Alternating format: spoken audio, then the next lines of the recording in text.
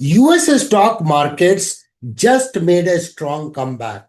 S&P 500 bounced 4.6% and Nasdaq 100 rode ahead with a stunning 6.4% gain in the last week. Tech stocks are leading the charge and the volatility has dropped dramatically.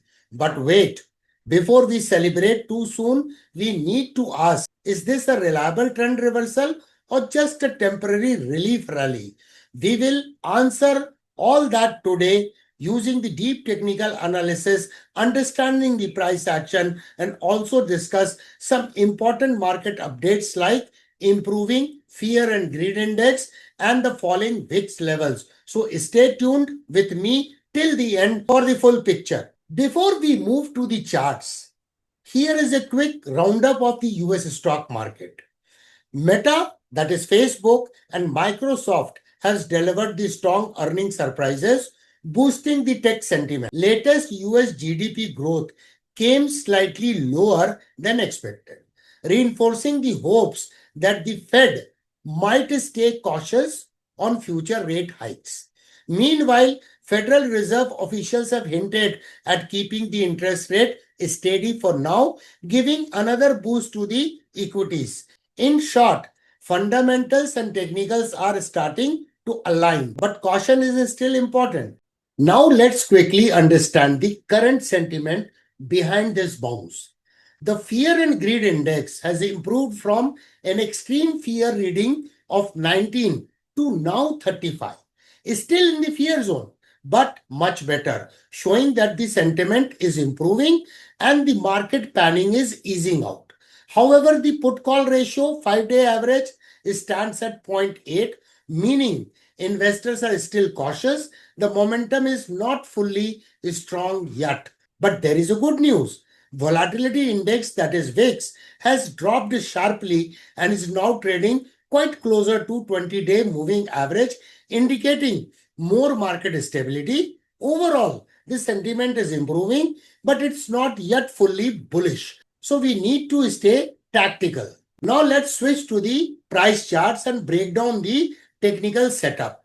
We will first look at S&P 500, then move to Nasdaq 100 to see if the bounce has enough strength to mark the end of correction phase.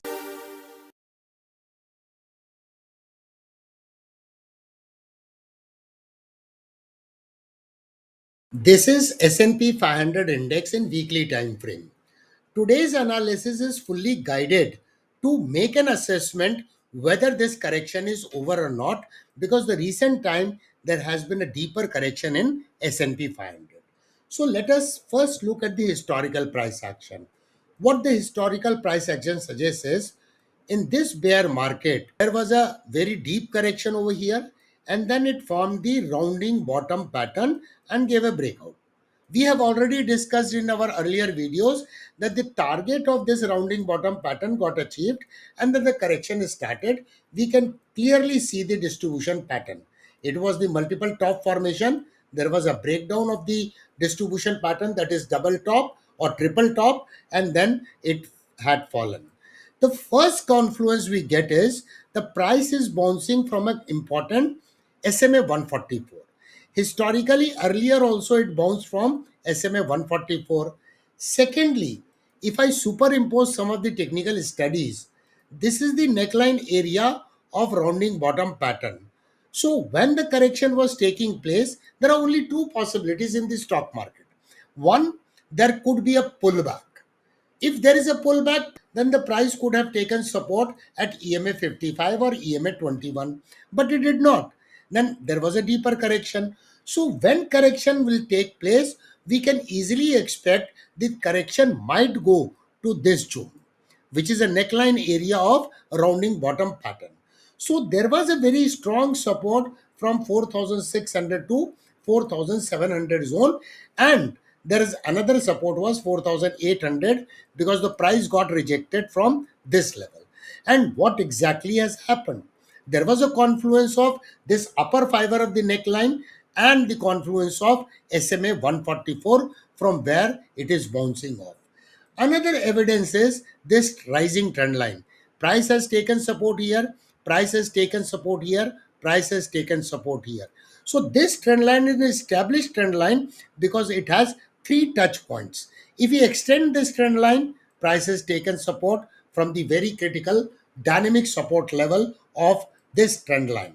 So there are multiple confluence. At the same time, if you do the retracement analysis of the corrective wave, we are doing the retracement analysis. What has happened? The price in the last week has closed finally at 5525.21, which is higher than the golden ratio, that is 5623. So there is a breakout of the golden ratio as well. So these several confluence or weight of evidence what we witness on the price chart indicates that the probably correction is over, in my opinion. Of course, it is market. Nobody can make a prediction of the market. But ultimately, technical analysis, understanding of the price action certainly gives us the edge in the market.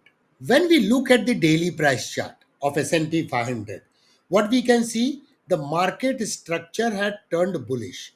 There is a formation of the higher highs and higher lows of market structure. But is this a confirmation? Certainly not, because this could be a potentially inverse ABCD pattern, which is a complex pullback. Because ultimately the trend is down. EMA 21 is placed below EMA 55 and EMA 55 is placed below SMA 144.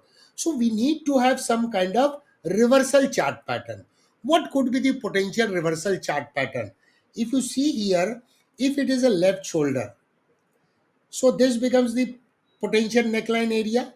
This is the head. Price may go like this in the supply area, get rejected, and then form the right shoulder and give a breakout. This is possibility number one. Another possibility is the price go in supply area and snap back to test the earlier bottom and then forms the double bottom. These are the two potential scenario for any trend reversal signal on the price chart. But what is the bigger possibility? If I draw a counter trend line, I'm drawing a counter trend line. What do you see? It has not only given the breakout of the golden ratio, but also it is significantly important to understand that it has given a breakout of this counter trend line, where it has clearly, the last trading session it traded above, including the opening and closing, is all above this counter trend line. So where is the support and resistance level in S&P 500? There is an existence of a gap. So 5309 is the good support. Another level is this level where there is a formation of the one white soldier candlestick pattern. So 5200. So 5200 to 5300 is the good demand area in this index. Where is the resistance? Immediate resistance is this consolidation band. Can you see the price support here?